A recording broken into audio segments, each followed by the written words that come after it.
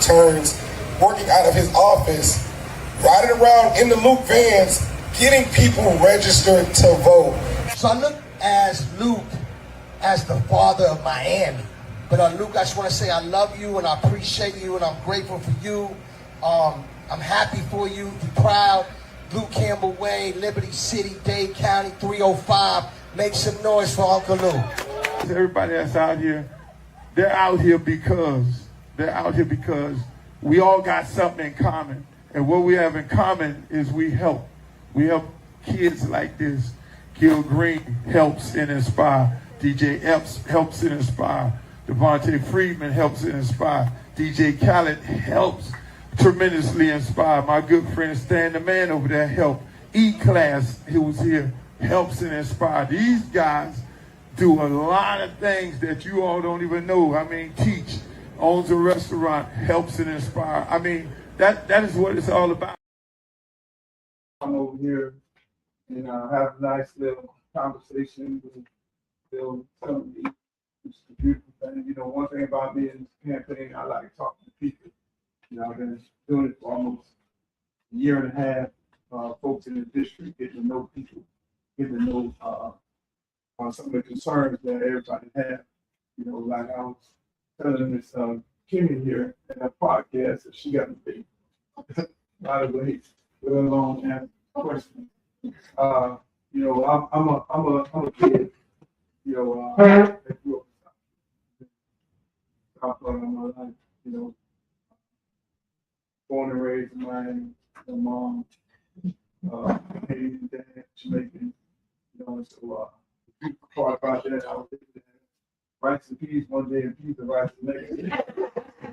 That was the best part of that. I mean, you know, I get soft this one Sunday and then it was ball fish and grits the next Sunday. So we were able to, you know, we come from a working family. You know, I'm the fifth one out of 5 boys, no sisters. I always wish I had a sister, but you know, my little pieces, they were our sisters, and we treat them like that, treat them like queens and my daughters and all that. So, you know, we grew up again, 2 bedroom house, working family. You know, it's really about getting out, doing the work, doing what you need to do. To be productive, you never look for no handouts. They allow that. They did a great job with a lot of us in the house.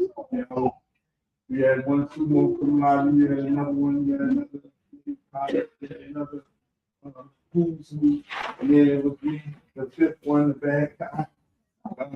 In the family, it had to be one bad one, and that was me. And I, you know, my story.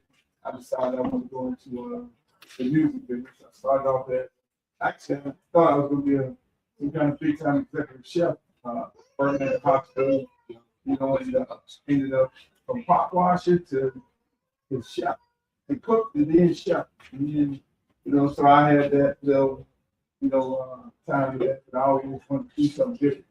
I looked at it and said to myself, you know, I can't see myself, you know, cooking for the rest of my life. And so, you know, I got into DJing.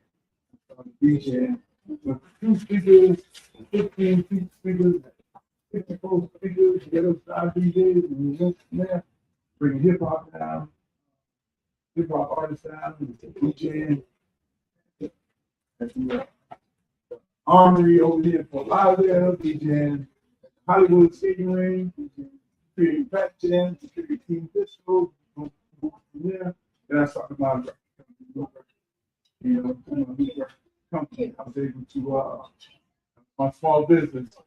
I was able to be able to get some successful artists. You know, not get some but create some around for.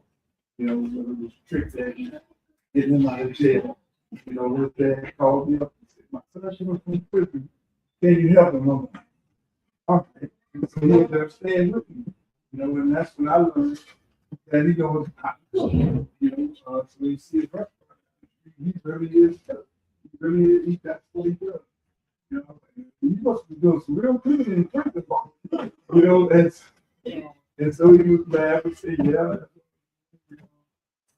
No difference from him. I mean, look at Pitbull. was another kid that was on the streets. You know, he was saying everything you could only imagine. And then DJ Khaled, you know, when I hit the song where the girl said, well, I'm gonna boosting people at and all that, spend the cash, that's what Khaled wanted. You know, when I discovered him and put him on my band, my show I've been doing just for the people. You know, I was able to, you know, find some successful guys. You know, these guys were low white. I don't know the rest of white. You know, hero around here. And real friends. And we're friends right now today. Low white is the one who helped me discover things. I went to go see Low White play in Houston. He was playing and he's like, man, these young guys, man, look, you got to hear him. You got to hear him. It's playing. And Low White sing me to the airport. And then he made me this fun. And so I ended up hearing these dudes and these kids and immediately fell in love with them. I just loved their voice and love creativity. And so, you know, that story became a great story. And we were able to do some successful things, some successful artists with the label. But, you know, one thing about, you know, my family, I really talk politics. And so my dad talked politics, and my uncle, Ricky Sturr, that side of the family pretty much built a lot of these areas, whether it's Palm Beach here, with the Indians coming over here, South Florida. And so they taught me politics. I couldn't look at cartoons, I had to read books, I had to, you know, understand history. You know, because they told me, they say, hey, look, when you get my age, they put invisible chains on your feet and your hands out. You know, I can understand where it comes from, as far as education is concerned. So they taught us black people there at home and they put some understanding. So fast forward me to here. Today, you know, again, I've been living in Broward County for 15 years. I look at everything. Broward County, probably this district has always been part of my history. You know, I went to fight for free speech. That started out in the report around the corner. You know, Senator Judge Gonzalez being my record, my obscene. You know, we fought and we got overturned by a jury of people from Broward County. Charles Friedman just went to his church down the street, Mount Olive, over the weekend. Me and him, I could see his grandkids. You know, and you know, I saw the story when Mickey Barker put him in jail for selling my record. You know, I wasn't saying that. You know, first, you know, I was going to go support that brother no matter what. And he went, we supported him, and we ended up creating this bond for life. You know, not knowing that this is what it was going to be. You know, we were really fighting for something bigger than just what was happening at the moment. We were fighting for free speech, whether or not, you know, whether or not art students say that they want to stand in record. And then I created the parental advisory stick because I didn't want kids, I wanted to be responsible. I didn't want kids getting me that record. I said, well, if you can parental advisory stick at the movies and you're getting about cigarettes, you're getting about 45. And we should have the same thing on the record and start creating that stick. Be responsible to eliminate any issue moving forward, which we did. And so, you know, again, you know, my rich history is, you know, I'm a giver. My mom has always been a giver. Dad was tough, because we love it, but mom always did. She did the clothes, she cooked food, and fed people, house people, you know, so that giving came from the giving part of me came from that. That's why I've always been able to give back, you know, whether it was building, you know, I look at my park when I started my youth program 40 years ago, that had so many great kids come out of it. You know, our park, we started out little boxing gym that was torn down. You know, I ended up getting $16 million to rebuild that. Still actually build a senior center first, and then build a center for the kids. And I was able to do that at Charles Hackett Park, you know, where kids are able to go in there right now. kids can go in there right now and do a fast work, gymnasium, something you never had before. It took a lot of time. It took some fights. We had to go through commission after commission, mayor after mayor, city manager after city manager, and the same thing we did over time. Picked apart $26 million and I secured that. You know, hey, look, I'm a high school coach. I'm coaching football, going around, and all of the coaches follow me, whether it's Browns, whether they saying how they're struggling because school system allocate certain amount of money for sports.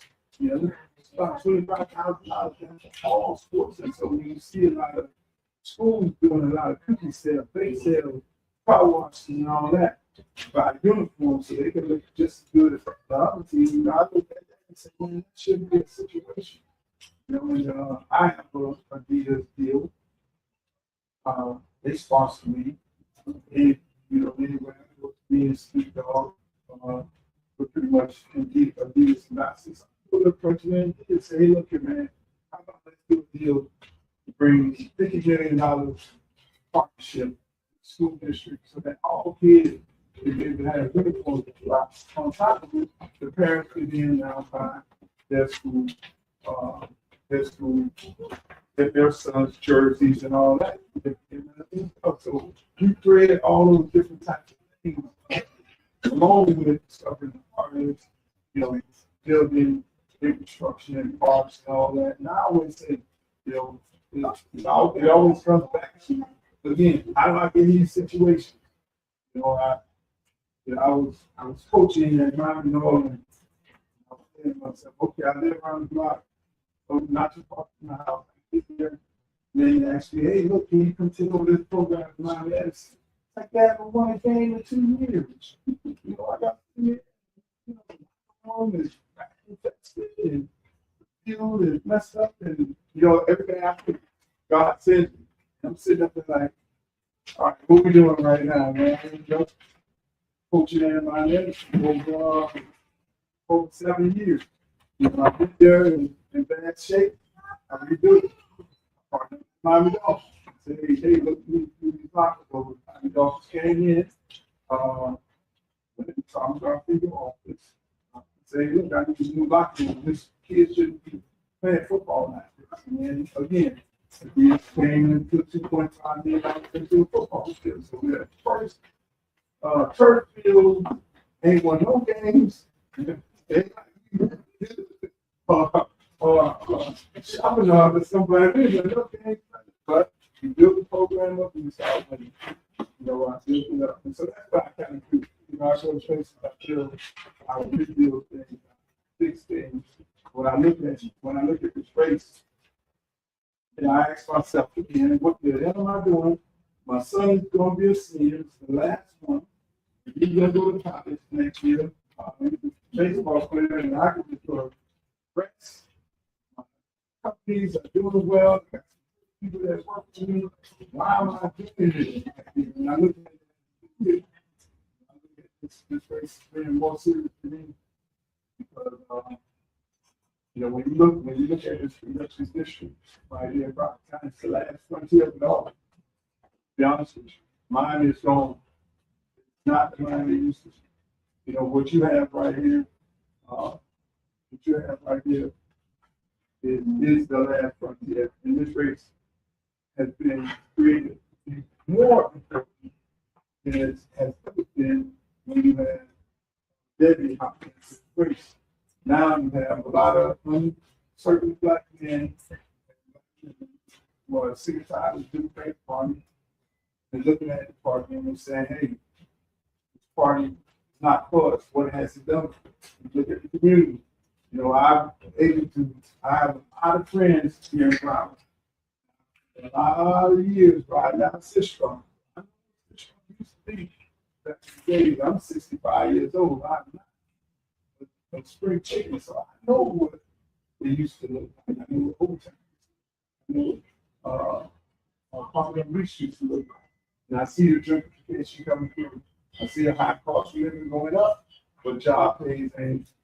The job pay matching the high cost of living with that tax going up. insurance going up. Why is our insurance going up? All of our insurance, why is it going up? When our houses have been here and withstand every hurricane you can imagine, but why is our insurance going up with a hurricane? How that should be, you know? And I look at these young people. I look at kids. Okay, every kid don't want to go to college. 5 boys my mom had. I was the only one that didn't go to college. They ended up doing very well, better than everybody else. The trade, which is good. And so my yeah, kids for trade. How do I able to trade? How am I able to bring more money into the system to create higher paying jobs? Before had not been redeveloped or expanded, God knows how many years. I expand jobs. I expand the force. So then I look at the infrastructure bill that was passed by Joe Biden and $1 billion in infrastructure money to expand the force. $5 billion to expand the force. So create high paying jobs. Now, all my planning of building is called Built by Us for Us. So that means I'm looking for the contractors that are from the district first. If they don't exist for the district, then they probably left everybody else. Go get opportunity somewhere else because when they came back, they came here, then when it's South Florida, and it's look like somebody else, they get somebody else the job opportunity. You know, and I know a large part of contract is bonding. You know, and so we look at contracting, we look at federal government can't be the bond. You know, and so my plan calls for we have a shortfall of affordable housing. You know, that's an issue. Again, built by us for us. Because as you know, some of these affordable housing was around here that was supposed to be built for the community, wasn't built for the community. It was built for somebody else. All of a sudden, you see somebody that don't look like you coming out of the building with groceries, and that's okay. But at the end of the day, why are you not putting people to be displaced in a situation where it came to the, you said we'll displace you. You will be able to move back in, but they can't move back in because now they need all the income tax return, all this paperwork to get back into the building. So they really disenfranchise folks.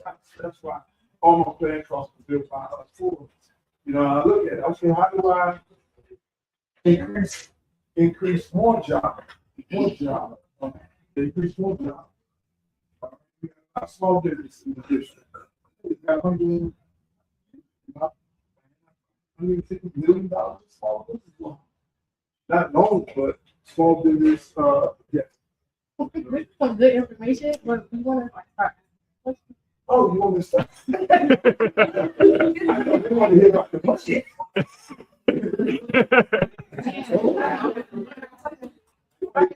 Okay. Before we start the question, I wanted to introduce the president of the Boise Motor Vans Civic Association, my uncle. Come up.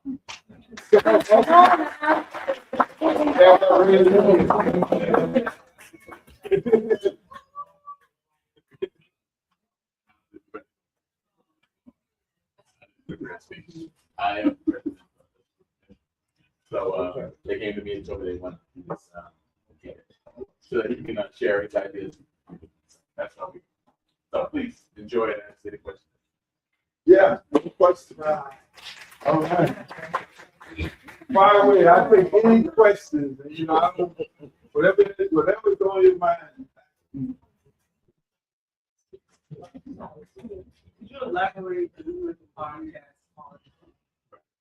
bringing all senator, congressmen, statements together, and your plan? Yeah, so I look at it like this. We don't caucus well You know what I'm saying? So you'll have state rep, senator, school board member, you'll have city commissioner, whatever it may be. I think as a Congress person, because everybody goes to ask for federal dollars and federal support. I think as a responsible Congress person, I would attempt to caucus and bring everybody together and say, look, we need to work on behalf of the community. Now, I know, I'm not blind to the fact that a lot of folks are put into positions that are paying big because they're getting special interest group money, which I don't take because it's just like anything.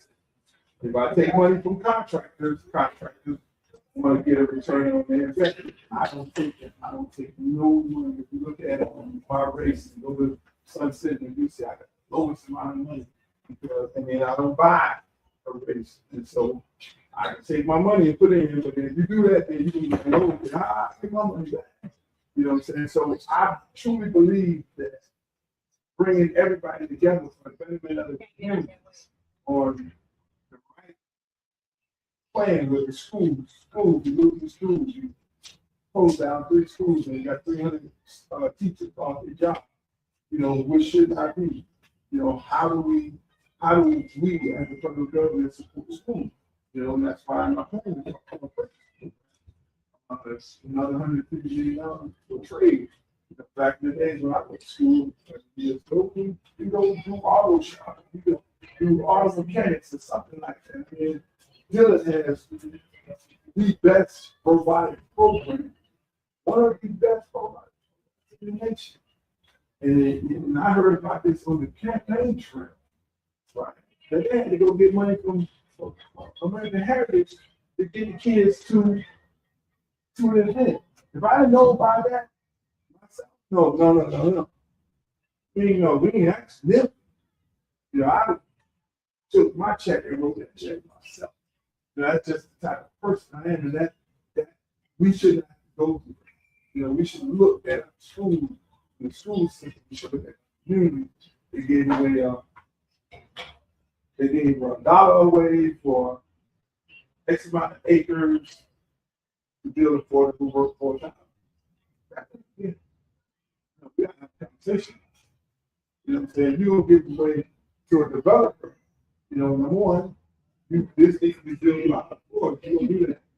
They be just by the neighborhood. So a lot of things I think bring everybody together and able to work on a plan. You know, you can't fix everything.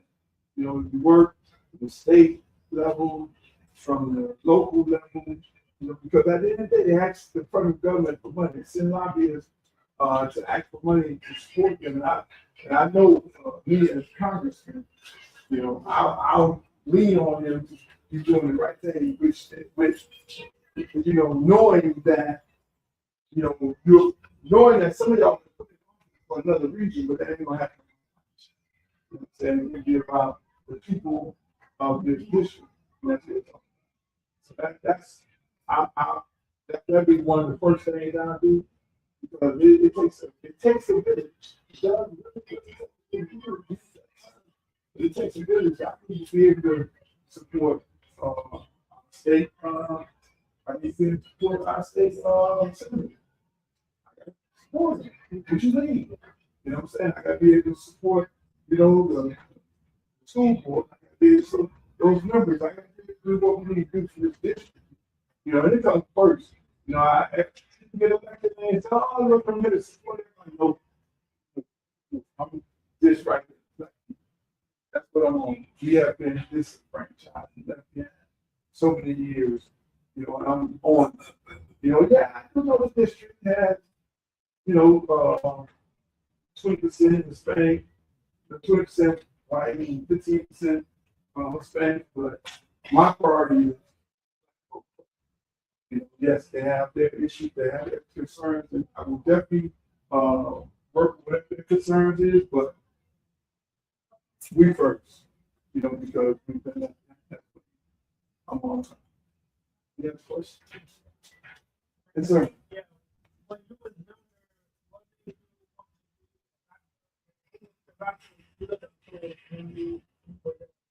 That's a good question. I just fell off into this because I was trying to help a group of guys. I wanted to be promoted.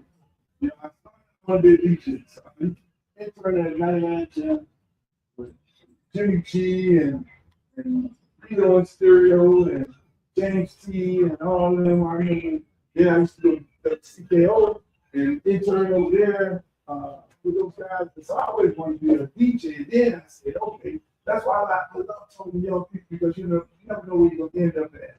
You want to be someone to be before you end up. And then I want to be like Al Heyman, biggest promoter in the business. I want to be Bud Boss, and all that. You know, and I would bring those artists down. They would tell me horror stories about not making no money. You know, so I brought 2 out for them. They were group that was not making no money, and they would take me hard to you were working this kid. You know, and at my parties. So I ended up putting the record out. And I trucked my car because nobody else wanted to take it. There was no such thing as a different artist from Florida. Next thing you know, guys were telling me, hey, look, in order for us to pay you for that record, you need to give us another record. I'm like, oh, I didn't think I was going to do that. And then before you know, I was going to do another record. You know, my cousin, I run the studio. That's how I ended up in the music business. I started liking it. You know, this is better than anything else. So I know that you're known nationally and internationally in Miami, right? But how do you, like, if you were to get in, how do you break that wall down and represent Broward, like, vocally, though? Because a lot of people come here, do podcasts, movies, all of that. You be right here in this building, but you say, yeah, live in Miami. No, you're not. You know, since you're in Broward, you're in Fort Lauderdale. So how are you going to, really tie the two? But Right. That's a good question. I did 4 CNN interviews on Fox, on NBC, nationwide. That's why I say the world is watching it. Yeah. Because, and they don't mention me from mine. They mention me from Broward County. I am proud resident of Broward County for the last 15 years. Yes. Everybody around the world, they always associate everything in Florida. You know what I'm saying? You go there. that's on you. That's not personal on you, but I'm just asking the spotlight is on you. Exactly. My job is to tell people where I am at, what I am representing. I represent Broward County, the people tell that. I represent this district, so that it is a good thing. It's a great thing because I get to go around the world. I get to go on CNN and talk to the world. Obviously, it's all over the world, and I get to talk about people kind of the place I live. You know what I'm saying? And I get to talk about the issues that affect us. My focus is the same thing I did everywhere. When I was building parks, when I was building youth programs, finding money, cutting deals with major brands and all those things. I'm doing that here. I really truly feel like I never did enough and be paid something. Did for me. Those people in those juries who came back and said, yeah, the records, collective band. I would have been able to go to the Supreme Court. So my job is to speak people in this district. And we're going to do some great things. I look at it, before we had Black Wall Street, it was torn down. I look at creating Black Wall Street right here in Congressional District 2. I look at this, there's no other, just like any other program or any other thing I've been a part of, but whether it was starting a record company and everybody else going to start a record company, whether it's starting my youth program, and everything I do is top of the line, 5-star, and everybody want to be like, and so when I look at this right, my goal is to have every other congressional member in the United States Congress to look at this district and every other person to say, if they can do this here with him, if they can do this here, you need to be doing the same thing in my neighborhood, my black neighborhood in California, in my black neighborhood in Jersey, and places like that. So, that's what it is. I was doing a commercial, and it was like I had one part in there.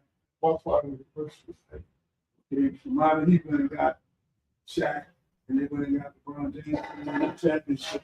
And so y'all stole me from Miami, and we go bring back Wall Street back here. But it's crazy because again, and when you live here 15 years, you only live in one area. Like people in Pompano, like we have them kids here that work here with us. So, okay, but we're gonna go to Pompano and knock on some doors. You do Pompano. So it's you can live in a county and never experience another part of the city. So I live in Brown County, but this race allowed me to, oh my God. Oh, this is beautiful. But I just want to say, I think that's very important that when you are in the spotlight, we know that you're from Broward Oh, County, yeah. you're representing Broward County. Oh no, I represent Brown County. Yeah, absolutely. No doubt. That's really important. I know for me and my generation, to understand where we were, but where we're going. For Yeah. Broward County, we're here. If we need whoever is going to be in whatever spotlight to make sure people understand the difference. That's right. That's right. That man J. Cole concert is come out, do a song. Yeah, hello from Miami. No. Right? You know what I'm saying? Things like that. No, that is very, very important. They know that. Where I'm from is one thing, but where I'm at, I'm here. Rest assured, because that's what it's all about. Sir. Yes. VP of the Instructors Band, Carol Nesbitt, and a question is, if elected, its whole purpose will be to bring the funds back to the district. Yes, sir. So once you bring those funds back to the district, what is your plan for gun violence, black crime, as well as plan for the kids who graduated, not going to college, not going to the army, some kind of job training for them, anything like that? What is your plan for gun violence and those kids coming out of high school? That's a good question. Like,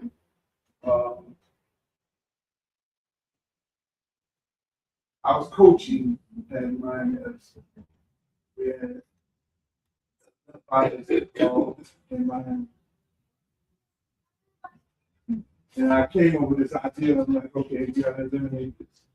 Now, I created, I brought back not after, but some job. And so I went to the commissioner, went to school board, went to everybody saying, okay, yeah. In the summer is where a lot of the crime happens because mom and dad is at work. Kids be murdered in the house, they're playing the games, somebody got hold of the guns, somebody jumped in the pool. We got to get these kids active. So we create some job. But then I said, why don't we just do some job? Why don't we just create jobs year round? So I went and talked with some of my good friends and brought in some partners. We were able to have jobs year round. But I always, we just not giving them money. So how do I teach these kids to now learn to be responsible through these jobs? One, your parents got to come and fill out the issue with the kid. Two, you got to have a bank account to get your money. And now mom can track the money, so you ain't getting your check and then go and buy should be fine. 3, you got to be a part of a club in the school. The Glee Club, the speech club, girls track, whatever it may be. That qualifies you to get a job. Sometimes you're staying in school. Versus going home playing the video games, getting in trouble, or being recruited by the bank. You know what I'm saying? So you're able to eliminate crime, but then at the same time, that's why I say in my plan, it calls for $150 million. And it's in the budget. It's just these people don't have creativity. They just think about, I'm gonna go to Washington, I can run around and go to the church, they don't find it, whatever. I'm gonna try to explain, go do some insider trading. They don't think for the people. And so when I look at these kids, when you coach high school football for over 20 years and look at this program for over 40 years, you know, we're really trying to develop these kids and move them to the next level. And so I look at it from the standpoint, everybody's not a football player. Everybody going to go to college, like you said. Put in the plan, $150 million for training programs, trade schools, have those opportunities with a good paying job. Because a lot of our kids, when I was a kid, I had to get on the truck and learn how to be a painter in the truck. These kids ain't doing that. And so when you look at the people building these buildings, don't look like our kids, don't look like us. But we got away from those things that we know in the past to our kids. So my plan calls for that my money being brought back to the district to teach these kids, you know, hey, teach somebody to fix the electric car. We need somebody plumbing. We need somebody we need somebody a good high-paying job. You know, the $15 an hour, that's fine. While you're in high school, that's good. But then when you leave high school, I don't expect my kids to make $15. You need to have real good high-paying jobs so they can be able to provide and support themselves. But you got to teach them that early. And so that's what my plan calls. Teaching kids. And that eliminates the crime because I don't know no killer wants to be a killer and he has a good job. You know, I'm in a business where we have these hip hop artists making, they went from the streets and now they're making millions of dollars. That changed the whole mind. They okay, hold on, I gotta feed mom, I got a lot of people depending on me. And so I eliminate the issue of crime by creating better opportunity. Because if you're a kid right now, you're sitting at home looking on TikTok, you see Cardi B with all her beautiful stuff, and you see this other person with all their beautiful stuff, you're going into a state of depression. Because the only thing you got to look for, you're not a football player, you're not a basketball player. You're looking at this social media saying, I want to do something with my life, and then fall into a state of depression. We don't realize. You know, those kids are really, really hurt. And when you've been in the school system as long as I have, I've seen your fights and why these are. So you got to create opportunity, and so that's why my plan calls for creating those opportunities for those young people to be able to get out of this situation. I've always, I got no problem going down there and probably look at this stuff and say, hey, look, man, you kids need to put a suit on and you should be over there to understand what you got. So we do things. Yes, sir. I like your. I've known you. I've followed you. Been where you are many times. We're the same age. I like your path to where you are. It's not a traditional path. Mm-hmm. And I want to hear your perspective. You say you coach football and you, but your son is baseball. On baseball coach. Okay. Okay. And I want you to kind of share that perspective because that's a real way of seeing how we need to change our mindset in business, because you didn't go the traditional way of learning business. You learned it firsthand and having mentors. Okay, so just share some of the ways we can get parents to change their mindset, because you see on social media, all football players, all the things that they do with basketball players, you don't see why it's baseball players. So, and the game teaches a whole set of different mindsets. So if you could just share how you've seen your involvement with football firsthand, and watching your son deal with baseball and become the baseball player that he is. Right, yeah, that's a good question. I mean, I look at why I always say when my career died down and go back to my youth program, you know, I can get by. This and that, and read a boxing t-shirt, boxing uniform, all those things like that. But if you put in sweat equity, you know, I believe sweat equity goes a long way, you know, and if I go out there every day and coach these young people, you know, I'll learn them, you know, and everything else. And I'll be able to help them and mentor them to do some great things. I mean, I picked up Amari Cooper every day. You know, he's just on the curve in the corner, duplex with his mom and his brother. And the mom going in, please bring my baby home. I picked up one day free, and that just some night had to let the stay with me because they just shot up the whole project. You know what I'm saying? And so he was very successful. And like I said, according to my key program, it was too big to help. So we had Chad, Duke Johnson, Monte Davis, all these kids that came through our program. So we understood that we are the same thing. Starting this program over 35 years. That's when big games were really going on. Cocaine College, shooting up everything we created a safe haven where that did not happen in the park. You know what I'm saying? You left all the issues. And so when you go into actually start coaching, you learn about these kids, you learn about, I'm always saying the food don't fall too far from the tree.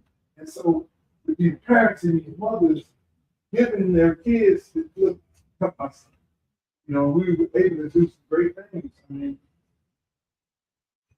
so a lot of these kids, I mean, Pop today just played the Super Bowl. You know, one of my kids. I mean, you know, mom was nurse and brother and all these different things, seeing situations. So through that, you're able to pour into these young people, but they believe in you. They believe that you love them and you care about them. The thing about, okay, get to the NFL, I didn't never know nothing was going to end up, you know, but at the same time, it's like, I got to get you from here to here. I got to get you out of the situation. And so now you were talking about some that we dropped off to a house, but then there were others that the homeless shelter, which was really hard for, you know, and that's why when we look at the Teddy Bridgewater, I'm going to call the Chevron and say, Chevron, we're going to take this situation, Teddy, and we have to create a bill because I have taken kids home, and I know every other coach is taking kids home homeless, and the meals have been served. And so we have to be able to feed them because they need a practice 7 o'clock to get to the house at 8 o'clock. And, you know, the state want to say this, you know, okay, then and you know, when we what we thought that we got that then transition from baseball and why you know, sports is, it builds character, you know, and I love it. And so, you know, I get a part last night. Everything's fun, yeah. Devin has to bring his team down and play against a team. Here we go. You had to play against the number 1 team in the nation. You had the number 2 team in the nation. Both of them played to be number 1. But the unique part about that was that Miami Gardens team comprised of kids from Brown and Dade. which is what Chaparral is, which is what all these schools, so they don't see it. These young people right now see just what we're doing right now. And so the thing is, I look at sports, like I said, baseball, they pushed us out of baseball. You know what I'm saying? You probably know the story better than me. I mean, all Eric Davis, my friend, Lenny Harris is my best friend. You know what I'm saying? Right now today, I walk in right on Jupiter. It needs to be right now. So, you know, I play baseball. I play baseball from Skip Burton on Miami Beach. I can get busted over there. Play baseball and football. So I see what they did to African Americans. And when all they did was this. Say they didn't want to pay us a bunch of money, so they went and got the guy from but they replaced us. And it created, the cost became too high. You know, that's a large part. If we don't watch out, soccer will be on our football field. The kids that problem getting on the football field. The soccer man you know what I'm saying? So everything about what, you know, they're trying to take and wash everything and do that. So our biggest issue is right now, the biggest issue, one of the biggest issues when it concerns sports, Nick Saban and all of the conference presidents, they're trying to create an NIL. They need a law. They need Congress to create a law in the next session. So they want to pay kids $50,000 for these kids now making millions. And so that's why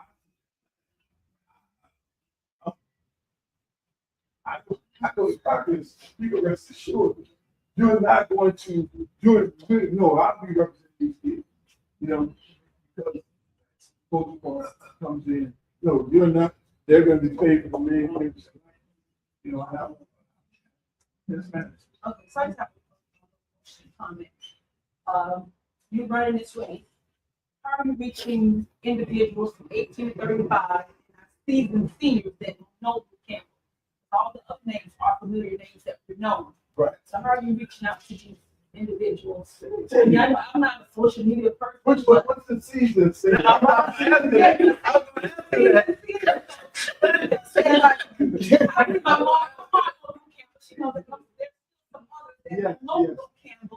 You know, so how are you reaching that age from 18 to 35 that just say my vote won't count? They don't know Luke Campbell. You know, our kids don't know. Right now, I probably ask my 25-year-old who is Luke Campbell. Yeah, you gotta say Uncle Luke. I got to say Uncle Luke, right? You got to say Uncle Luke. So how are you reaching these voters? Because the other names are very familiar names, and think about just voting because I know this name, I know her, I know him. Right. So Uncle Luke is getting out there. That's a great question. I mean, we do it the old school way. Normally, this room we feel similar to this right here, with seniors and young people make a phone call. So we don't let the AI call up somebody and explain who I am as a person. So we do anywhere 2,000 to 3,000 calls. It's directed to individuals who are super voters and seniors. So on our app and on our documentation, it says, oh, Ms. Gladys here is 80 years old. You know, and these are like, this is a 35-year-old and your wife is 35 in this household. And so we have people who talk to those specific individuals. I mean, a lot of times, older people we found, they love talking to young people to understand, to know that they're part of the political process. That's one part of it. We don't use this AI technology. We talk to people. So I'll sit in all the place, right? I go out into the community. We going up. You know, we did a senior home. You know, and it was amazing senior home. We had seniors there, and I'm always on the fact find mission just like you. Who I know who I need to talk to. what generation don't know that? Everybody don't know, from the senior standpoint of being there or something. You have to, it is, you have some, in this district, you have some old school Jamaicans that don't know nobody but Jamaican. You know what I'm saying? And so you have to explain to them who you are.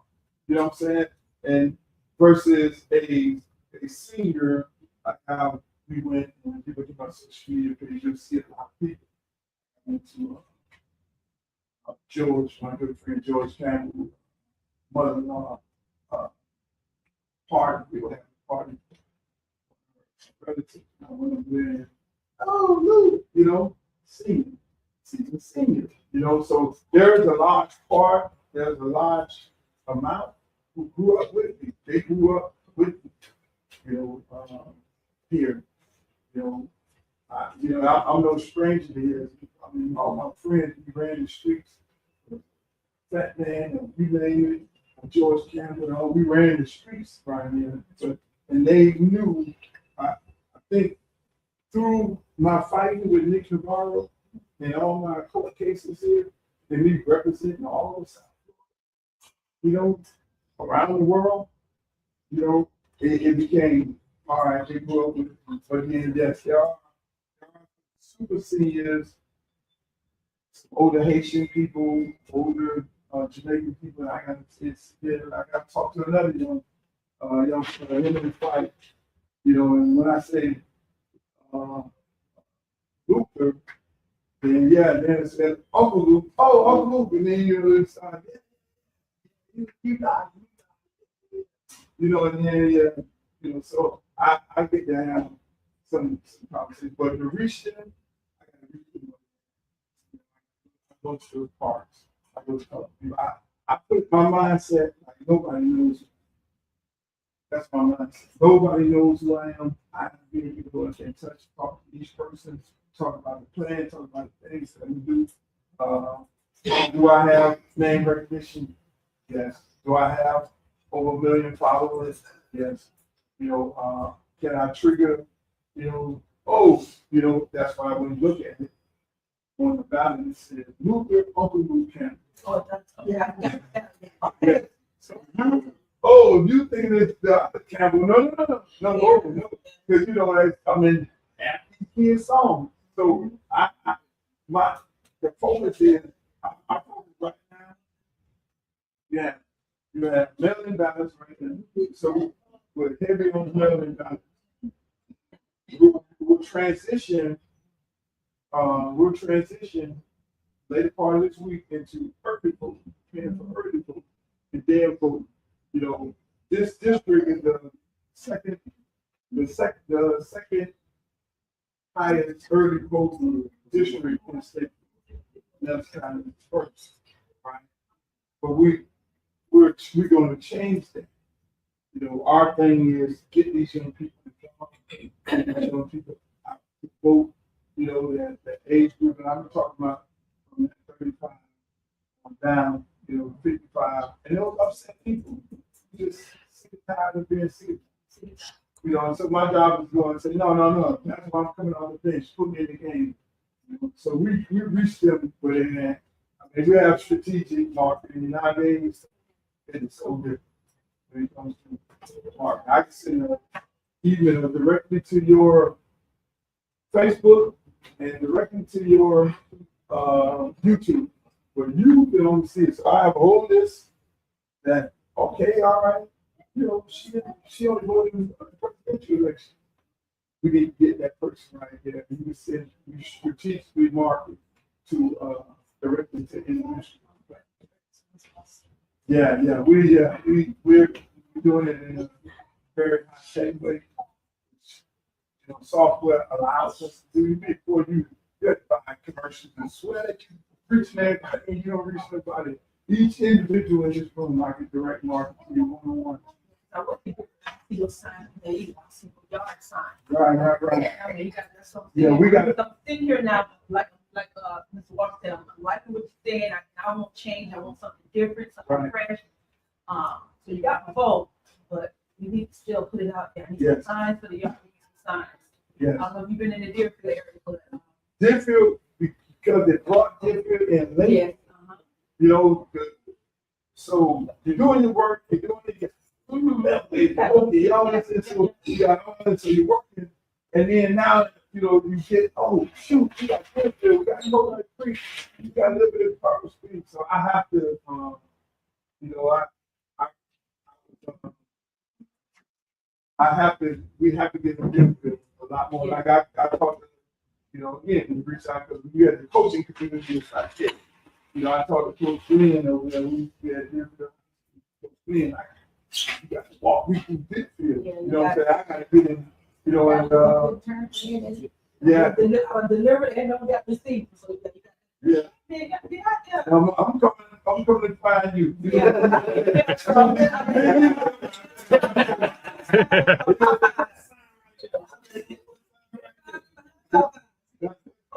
Oh, Popeyes, okay, that's all you want there. We're gonna post up on Popeyes. Just that. Yeah. Yes, sir. How you doing, sir? Oh, I'm great. I've been back in Fort Lauderdale for a while. Grew up here. But I heard the plan is for the Sistron Corridor, 6th Street, to become an extension of Las Olas. But now, since then, all I've seen is condominium type stuff that are going up for residents. But I haven't seen anything that would connect opportunities. Whereas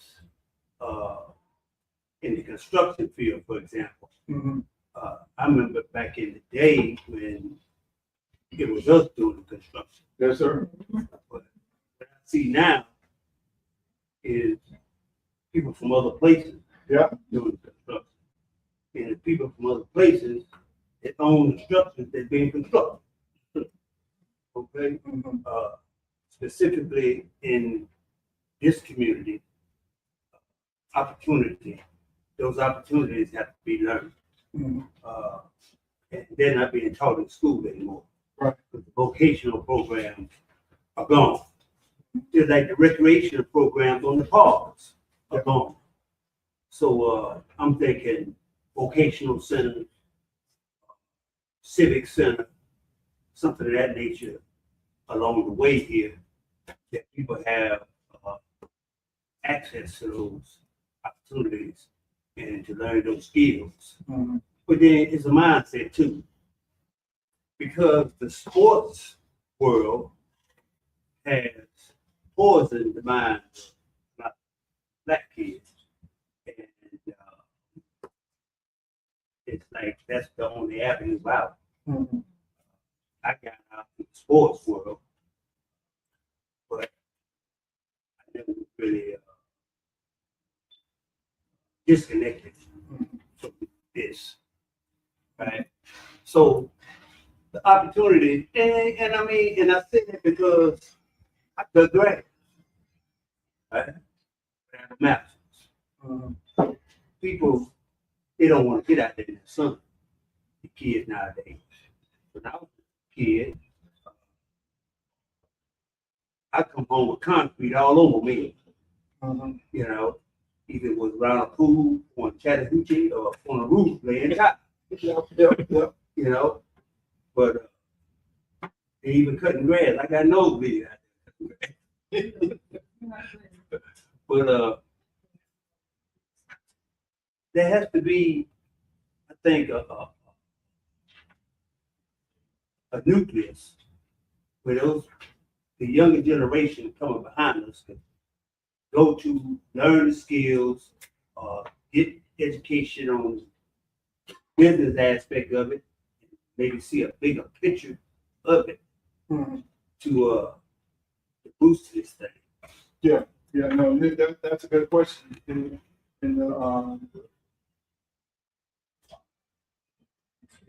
I like that dream talk. No, that's a great question. So when you coach football like me, and you have Optimus program for over 35 years. But I built the Optimus program. I use the sports. I use the sports part. You want to be a part of the time. I want to play that, you know. But it's really all about education. I believe there, and Coach Lamb, she's been there day one. You know, she's right for top of the school system. You had to go through Coach Lamb program and come in with your, you had to have you had to come with your report card. We need to see exactly what you're doing. I think we need to have a building. Now we fast forward, I get a building built, structure, I got a classroom, now I go hire the best teachers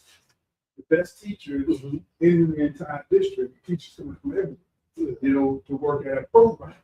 So it's all about education. So now these top of the line athletes, these were Vontae Davis, Johnson, and all these are high academic students. So we take the sports, the sports part of it. You want to be a part of this, you gotta go through the aftercare program in these classrooms. Like that's one, yeah. So now our kids can, yeah, we're gonna go, and if we don't make it, then we don't. PR Hartman, you got your commission. Can't do my program. He's shorter guy. Baseball, really baseball player. It's commission. You know what I'm saying? So, you know, we have young ladies that are doctors, lawyers. Our kids leave the program, and you do that. They leave the program. Academic students, and don't worry about where you live at. It ain't about where you live at. I live in a black neighborhood. It's about where we gotta take you at. And so it starts through education, through sports, through education. And so we were able to have the best and the brightest. Now it's time for them to graduate. They graduate 4.0 GPA. They're going to big time schools because we educated them and we poured into them by using sports. So then now we at the high school, I'm a high school coach. What do I do at the high school? We're facing that same issue. The jobs that I talked about before, when I say we're going to do jobs year round, you had to work a job. Every one of them wanted a job. Coach, how can I make some extra money? Because I always told them, don't be that guy who always talking about coach hoes. You got to know my whole some dudes.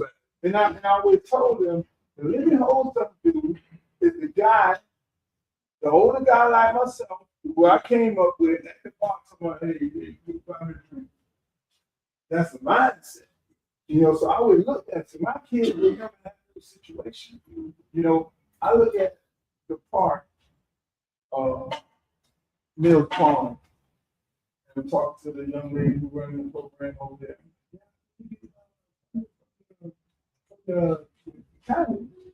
You know, they have to pay for the park. Like, you got all these kids out there, and you got to pay for the park. You're not getting any funding from what is it, CDC? It's similar to Children's Trust. And she tells me no. Now, mind you, I'm the gangster when it comes to grants. Oh no, you don't even grant. That is how I'm able to bridge the gap of using sports to create better opportunities through education. So you have a whole part of the most prestigious part. This part for those kids out there, top line kids all over the world. I mean, the best athlete. You don't have an applicant program. That's insane to me. You know what I'm saying? So again, like you said, high school part, that part. God knows with y'all help, we're gonna win this thing. But if God knows what you're gonna do, take your time. I would be right over there the next day. Make sure that they receive the funds that they need to receive from the kids, for those kids, because they've been taught be given a disservice.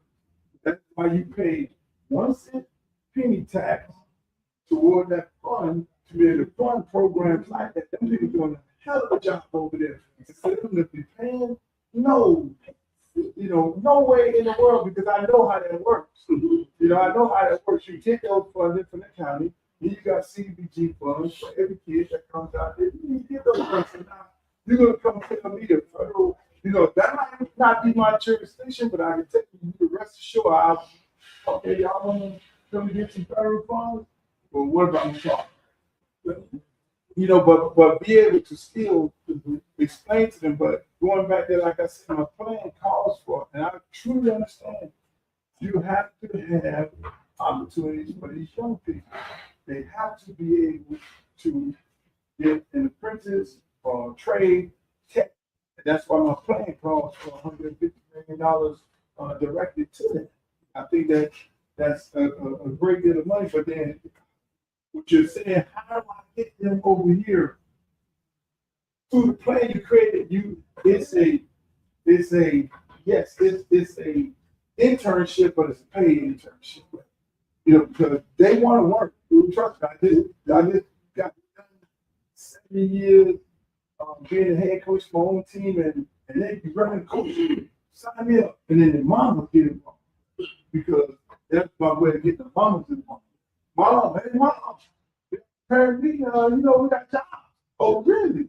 We got jobs. So we need to make sure you come with your buy his own George, he buy his own school clothes, and boy, the mom be beating their brains up trying to get them down there, get that job. So that's how you take the athlete and introduce him to a job, and then at the end of the day, you don't even realize we train them for the rest of the world. Right.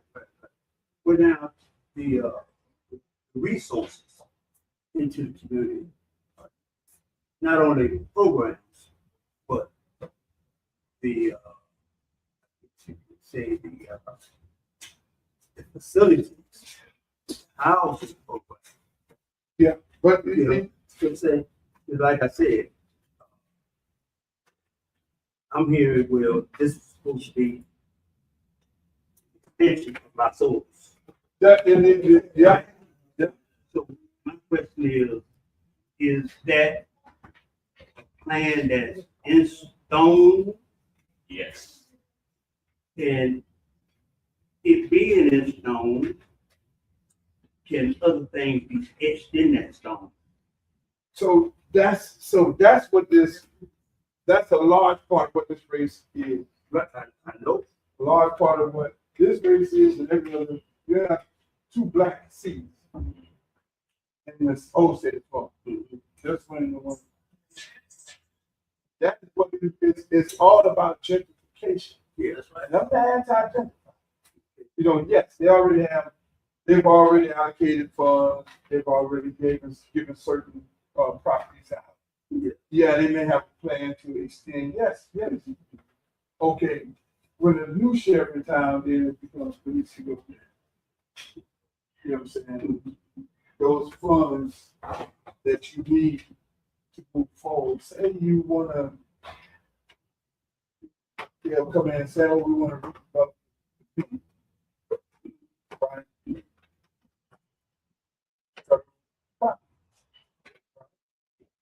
They'll normally say, hey, we're gonna move to five things, we're gonna do it. That's why my plan says build 5 us 4 things. Everything that they're doing, I can stop.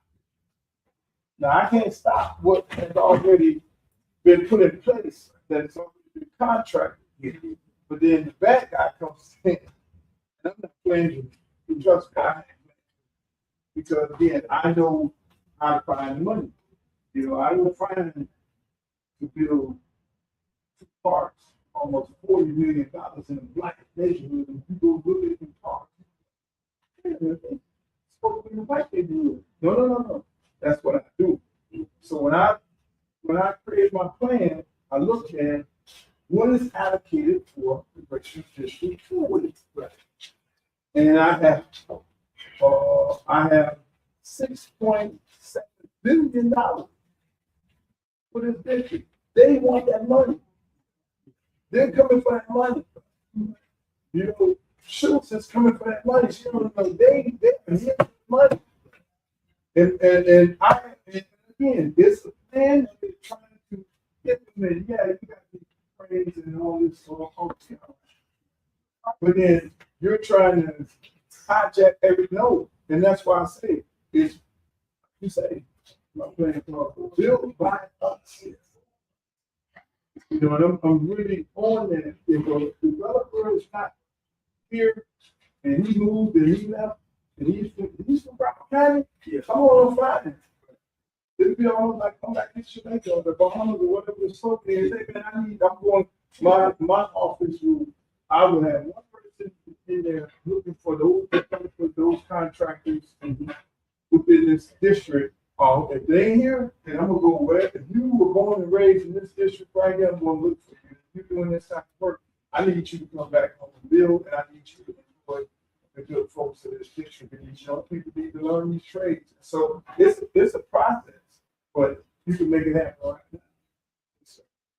Anybody else? Some questions. How was it growing up in Miami?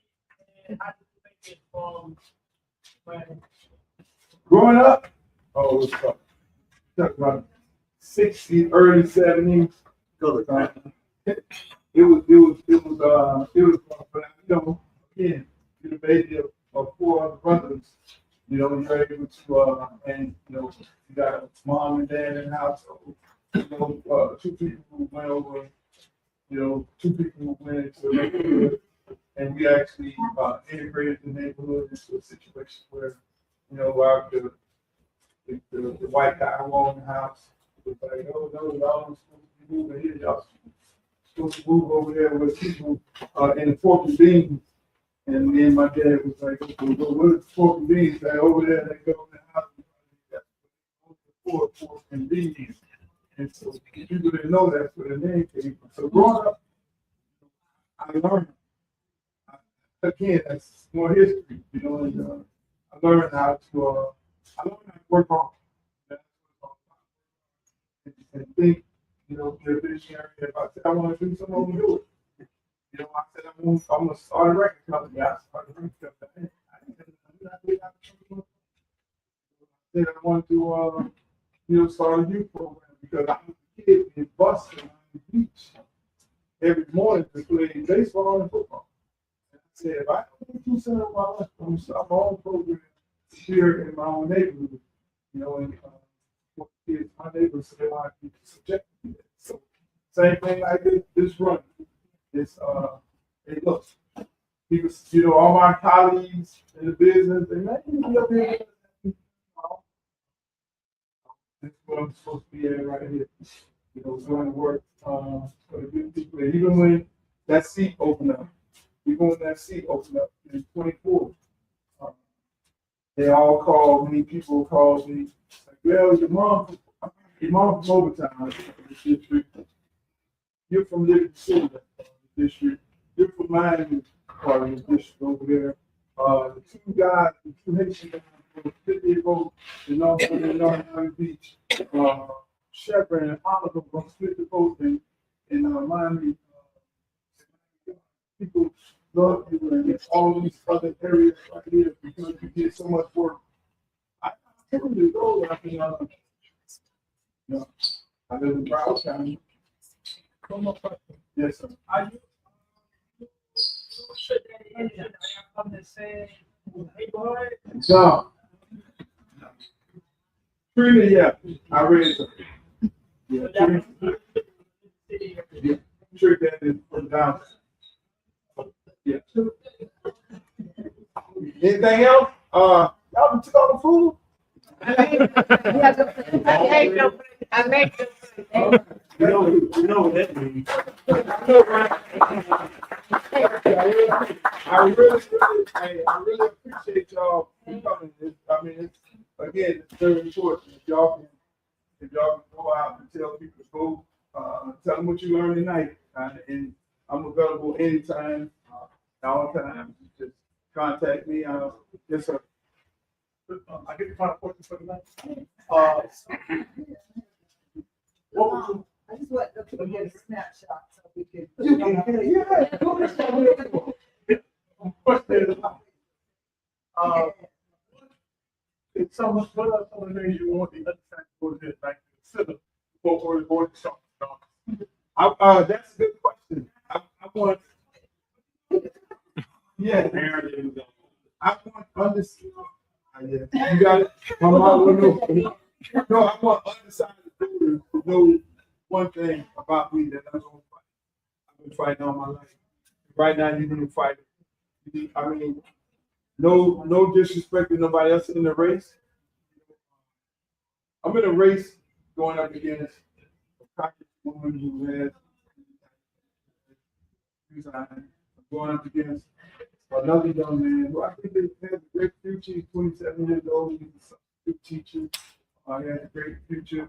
I'm going up against Wasserman, who has no business running and trying to take steps. And I look at all these, and I'm going up against Dale, who had this time. And when I look at all of the projects that you speak about, that was on your watch. That was on your watch.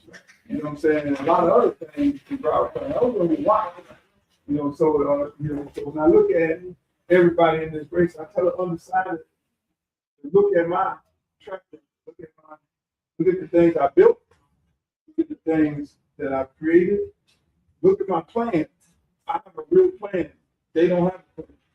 You know what I'm saying? I can go and fight with I can go have a conversation with Trump. I can go have a conversation with Marco Rubio. There's never been when I took kids on the bus every year for 18 years to college camps, there's never been a time Marco Rubio didn't co-sponsor like you. See what you're doing. Here's a $10,000 check. You know what I'm saying? As a Republican, we have our differences, but I know I can have a conversation with him. Anybody else can have a conversation. I can't have a conversation with Trump. You know what I'm saying? When it comes to this district, you know, and that's my number one priority. You know, so making sure the people in this district get the resources that they get. There's nobody else in this race that's capable of doing it. You know, no disrespect to nobody else. You know, but I know that for the undecided, you know, yes, you may, okay, all right, look, I want to go and do that. That's, you know, I say, God bless you. You know, if we go that direction, you one guy when we continue to gentrify. Three people in the race is going to finish the gentrification off. Young guy, I don't know, you know, the young guy actually, it's going to still be tough for him. That young guy, I like him. I like young people who aspire to be great and do some things. 27 years old, I would actually take that young guy with me. And I told him, I said, we win this thing, and man, you don't have to worry about it. You don't have to worry about it. I believe you're the future. You know what I'm saying? And I'll take you with me because I ain't planning on being there. I believe in term limits. I put term limits on myself. You know, I'm not going to die. I got still vacation to go to. You know, I'm going to go in and do my work for 46 years, turn that thing over to the young guy or whoever else in the community that the community say this is who we want. You know, I'm the cleanup. I'm coming in there to clean it up and make sure that I bring that money back here. That's what I'm all about.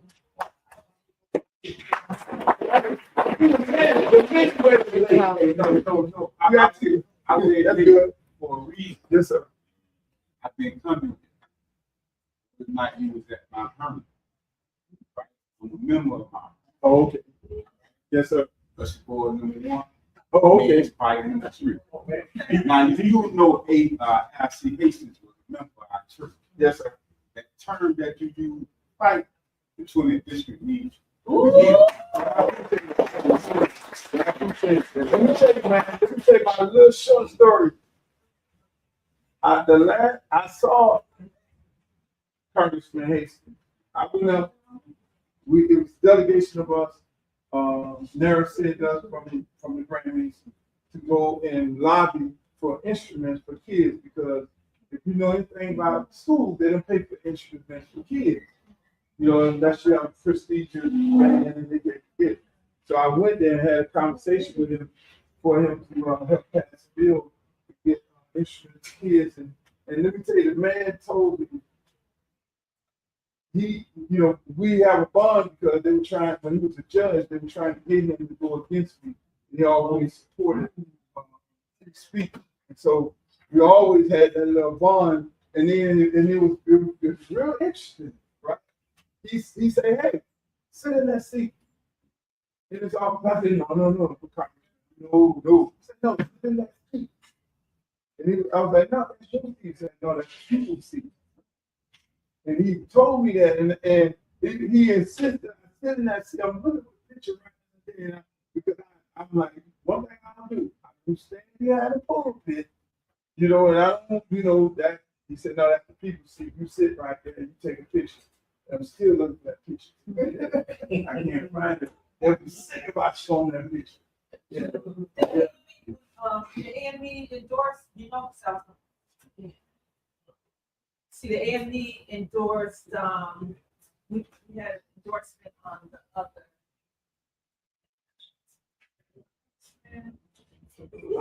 We got a temp was for Congress. Who? Tampa. Orlando. Orlando. No. Yeah. Let's go. Yeah. We've been talking to most of the church. Some AME too. Yeah. This is church. Yeah, I gotta come by your church next week. Yeah, this. Out there in my house.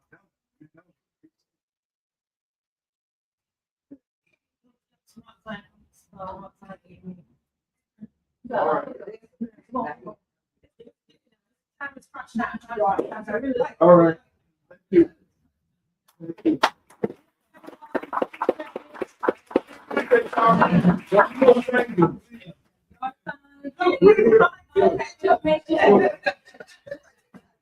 Also, please, open polls.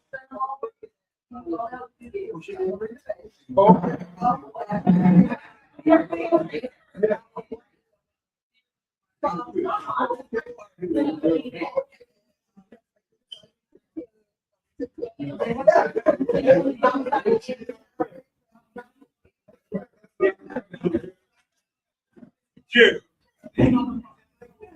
Yo, what's up? Yeah.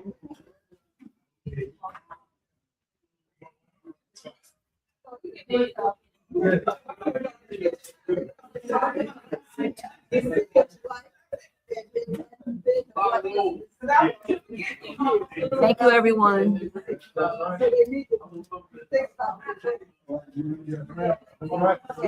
If y'all have any questions, please put it in the comments. We'll make sure they get addressed.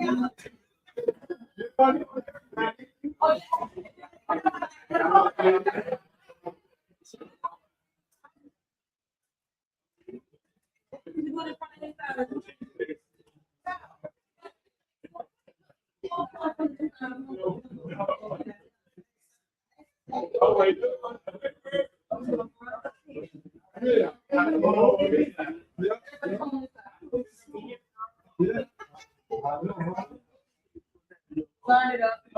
Some people behind it.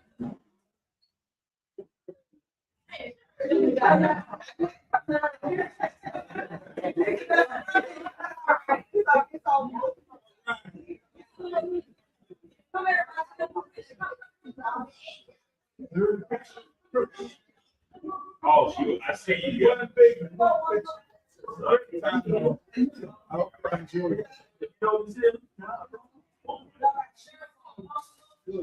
He is sucks, man. I tell him, yeah. He is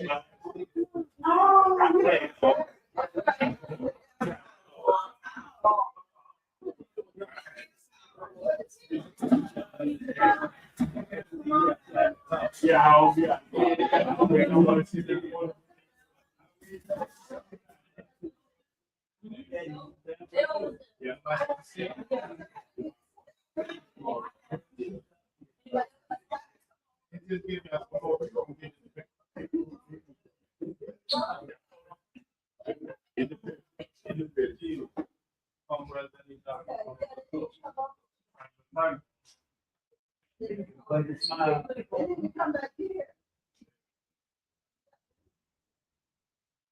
She.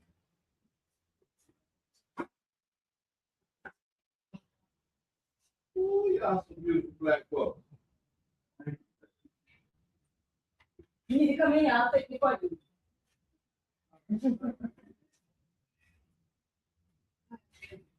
All right.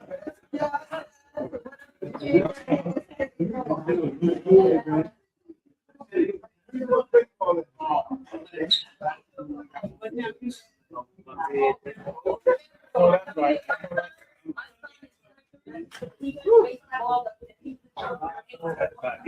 Oh, wow.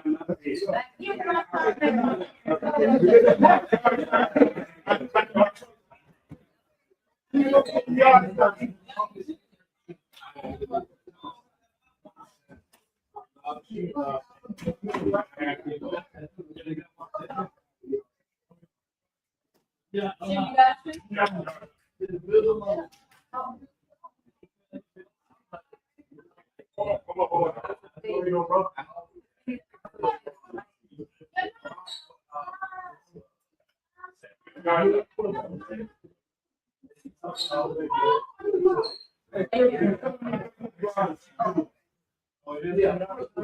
He can.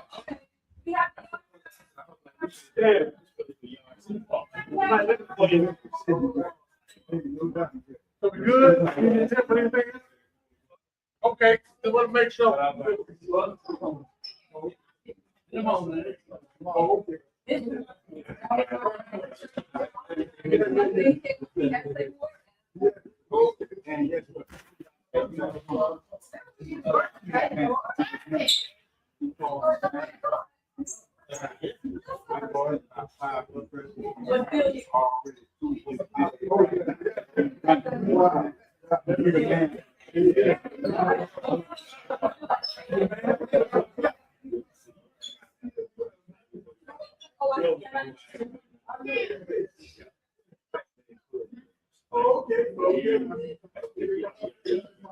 Yeah, I know that's be a long time. Yeah, good.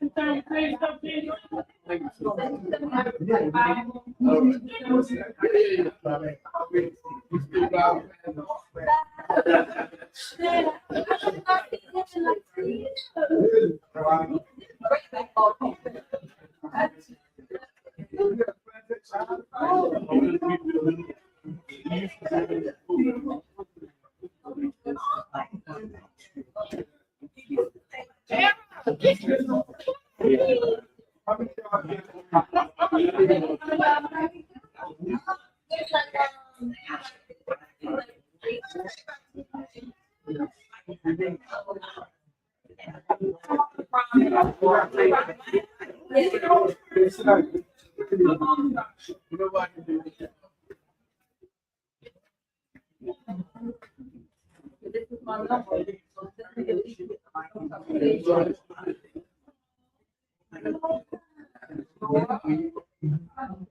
You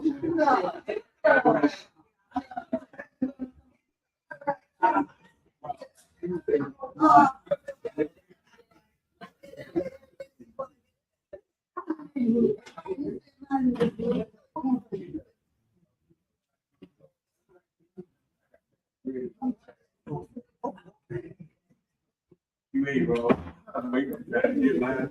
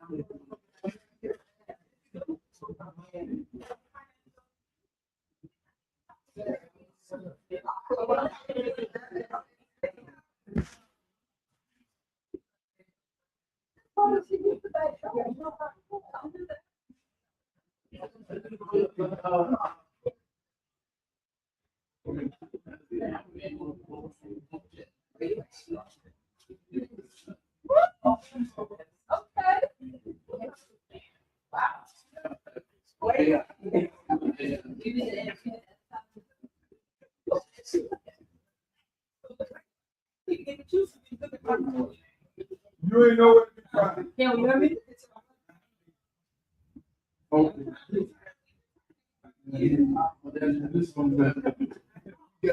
Hold on. Okay. Oh, you want some more? You want some more? Oh, you good? Let me tell you what I did. How y'all doing? Did y'all enjoy yourself? Did you enjoy yourself? Where y'all in the chat? Tell me what you learned here today. Tell me in the chat. Oh, awesome. They say awesome. Uncle Luke. Hey, they say, Uncle Luke, I'm a senior. I really need to speak to you. Yeah, I'm right here on Central. Come up here and talk to me. See, we got, she had me late, people. So we're on Facebook, we're on YouTube, Twitch, and Twitter. And so the people, this was the host, people. She was the host of the event. So they looked at the whole thing. Yeah, I had them looking at the whole thing. Best stream. Yeah. Okay, awesome. Did y'all enjoy the event? Yeah. Yes, ma'am. Glow, you say good live? All right, Glow. What else is it? Let me see. Hold on. What they were saying. Let me see what they were asking. Best of luck. Oh, you get to talk to me right now. So now, did y'all enjoy it? Let us stand right there, Crystal. Did y'all enjoy it? That's enough. Yeah, stay right there. Y'all got any questions for the host right here who put this beautiful event on? Yeah, see, they can go over there. Great TikTok. They tell you great TikTok interview. Thank you. Y'all saw us on TikTok, right? Hey, man, appreciate it. Any questions y'all got for the host? Enough is enough right here. That I call her that. What's our address? What the address is here? 900 Northwest 6th Street. 900 Northwest 6th Street. Yeah. All right. So long as y'all enjoyed it, we're going to wrap it up and we eat this chicken. Where they can follow you? Bad Girl Promotions and Bad Girl Kimmy on all social media platforms. It's BADGIRLKYMMY. Y'all got that? Follow her. I follow her. Well, she put it in my phone, and she goes around Broward. Where's the scooters at? I need to rent one of them the things with the guy had. Yeah, man, I learned a lot from her. I'm telling you, this is Miss Broward information. This is the minister of information right here. All right. We're gonna wrap this up. Thank you all. Y'all have a good day. Hey, look at that shit. We can't control the color of our skin, but we can control the positions that these people are in. What you say, Campbell? Enough is enough. Enough is enough. Let's go. Uncle Luther Campbell for Congress, District 20. I like your shirt, Crystal. Oh, thank you. I appreciate Yeah, we gotta give Miss Kimmy a shirt. Yeah, I'll give a shirt. Have Miss Kimmy do an interview. And Miss Karen. Yeah, tell me get the lady's shirt. Yeah, she got raid the truck. I got plenty of. No, he's bringing them. Thank you all. I hope y'all enjoyed it. I'm gonna end it right now. Hey, look, make sure y'all check out the Luke Show. We'll be live again tomorrow, 5 p.m. At my regular schedule time. Look, we transparent around here. What's up, man? That's that guy right there do tattoos right there. I'll let the people. The Ink God Classic Tattoos, man. Y'all pull up. We're right here at Property Market. That tattoo shop in Broward County. There it is. Louis in the building too. Ink God Louis. You know what I mean? That Ink God Classic in the building. Y'all pull up. That's tattoo shop in Broward. Y'all know where we at. Ink God. There you go. Hey, we showing love to everybody. We're at the spot. This is our office right here. Hey, I love y'all. Make sure y'all check it out. Thank you for joining us. Facebook, Instagram, YouTube, X. Peace. The next great congressman from the state of Florida, and his name will be Luther Campbell. I'm civil rights attorney Ben Crump, often referred to as Black America's Attorney General. I grew up in Fort Lauderdale, Florida, went to high school at South Plantation High School. My dad still lives in Parkway. We want to make sure we have a strong advocate from our community who understands our culture to go fight for us in the United States Congress. So make sure you go vote for Uncle Luke Campbell for Congress on August 18th.